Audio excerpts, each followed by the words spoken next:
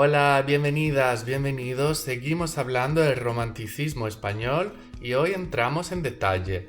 Vamos a hablar de su origen, de sus características y de sus temas. Vamos a ver.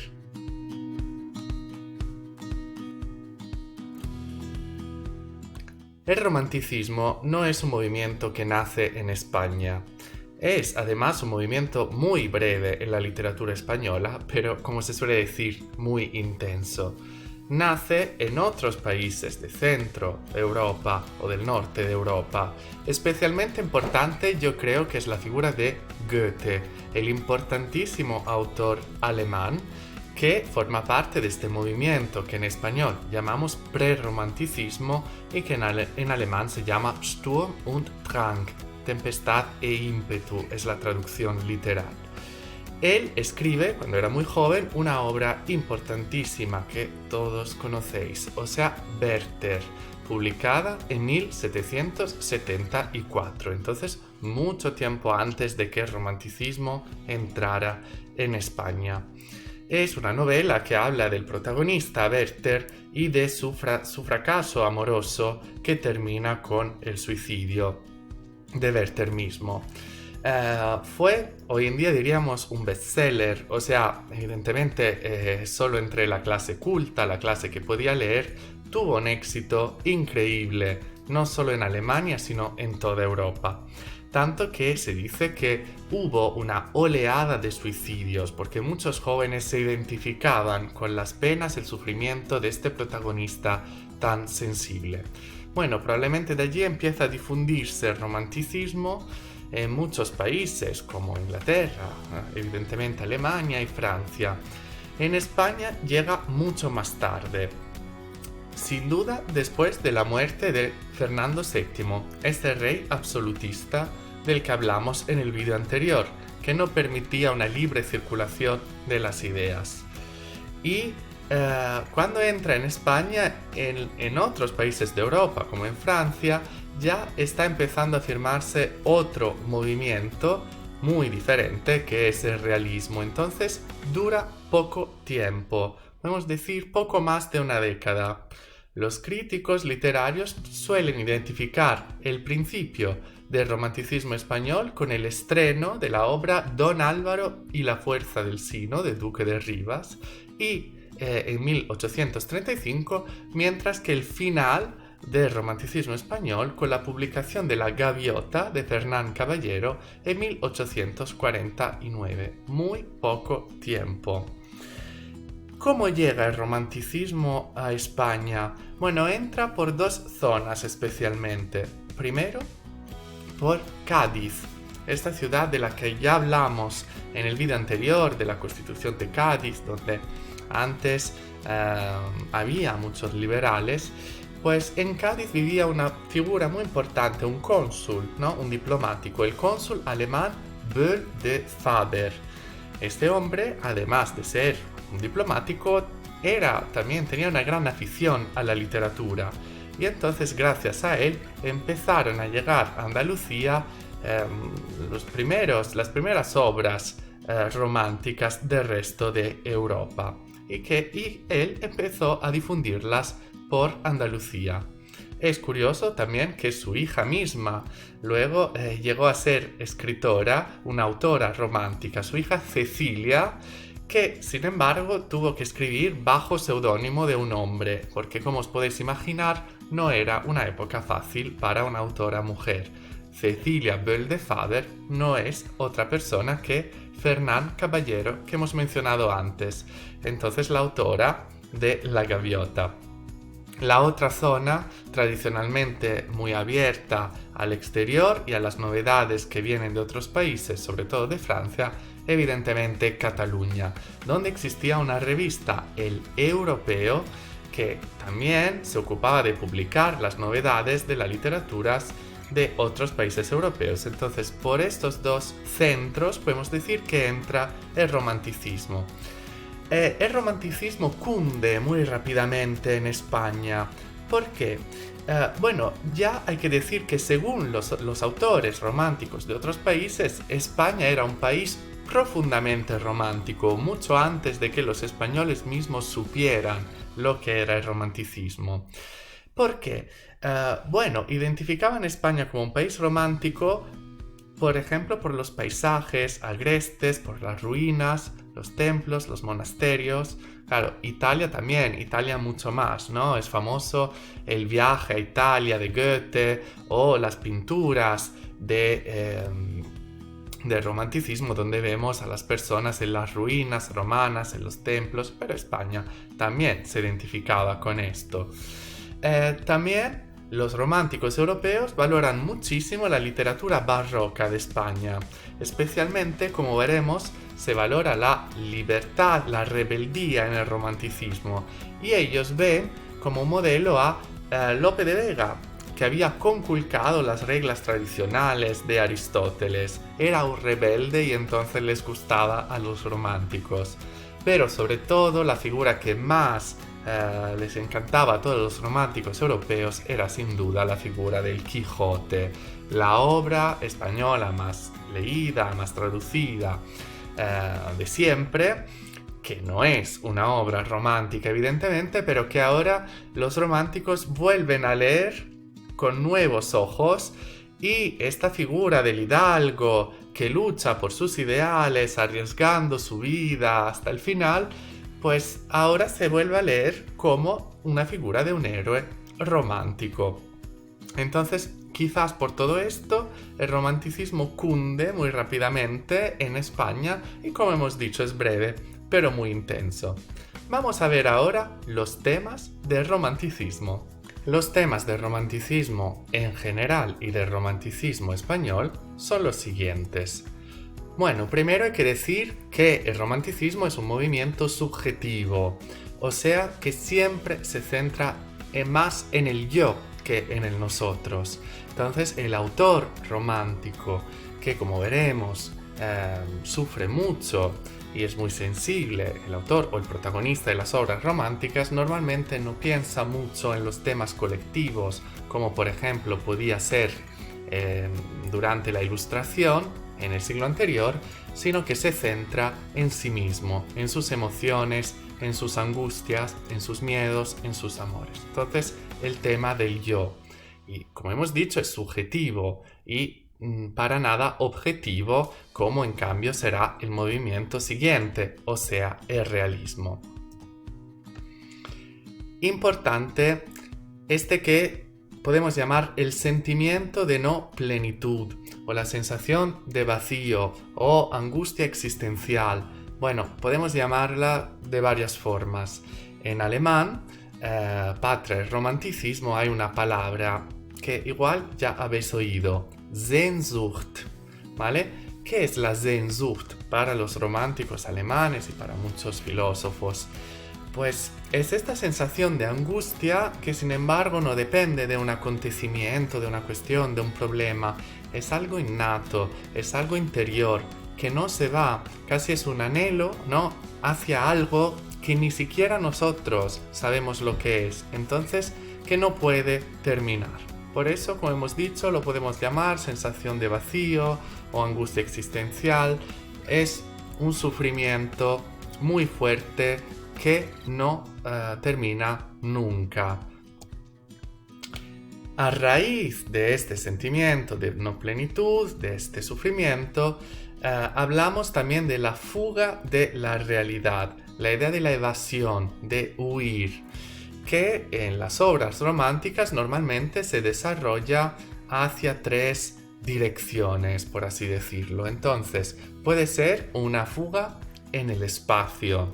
Entonces, para los románticos muchas veces es interesante refugiarse en sitios exóticos, ¿no? Entonces se habla muchas veces de países muy lejanos, normalmente de Oriente, de India, de la China, etc., que en la mayoría de los casos los autores ni conocen, ¿no? Pero como la realidad es muy dura, ¿no? Entonces hablar de su día a día, de su mundo, es muy difícil. Entonces en la literatura se refugian en lugares muy lejanos, exóticos, y mejores, ¿no? en su visión.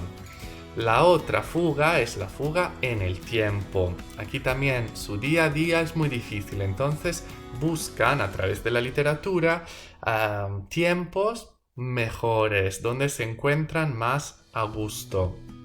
¿Cuáles son las épocas que más les gustan a los románticos? Pues normalmente la Edad Media, ¿no? En la que se sienten más a gusto por una época más salvaje, o también la antigüedad clásica, ¿no? Por eso hemos dicho también esta gran afición hacia las ruinas griegas o romanas. Y claro, existe también otro tipo de fuga que podemos llamar una fuga definitiva, que es la muerte, o sea, el suicidio. Algunos autores del romanticismo, como Larra, por ejemplo, tienen una vida muy breve porque se suicidan. Otros, o simplemente los protagonistas de las obras románticas, a partir del Werther, de Goethe, pero también otros personajes, se suicidan, ¿no? Entonces, como liberación del sufrimiento, ven también esta fuga, esta solución. Un tema importantísimo es la naturaleza. Entonces, la naturaleza en el romanticismo es el espejo del alma del poeta. Entonces, ¿cómo es el alma del poeta en esta época? ¿Tranquila, relajada? Pues no, todo lo contrario. Entonces la naturaleza no es una naturaleza como la del Renacimiento, ¿no? No es una naturaleza apacible, serena, nada de eso. Es una naturaleza atormentada, oscura, sombría, salvaje.